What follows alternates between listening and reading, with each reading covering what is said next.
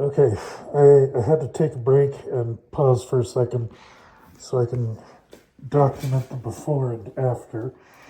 There's just not enough room in here to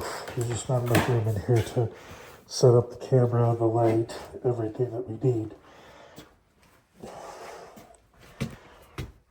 But I just wanted to document what it looked like under the stairs before I started. And I apologize for the muffled voice, but I am not taking off my respirator for this. So hopefully you can hear me.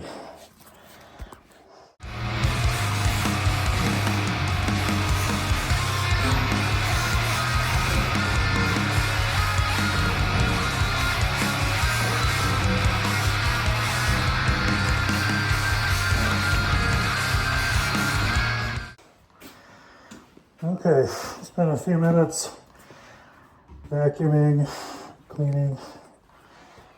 It's a lot better. I think it's a good thing I'm tearing out the concrete.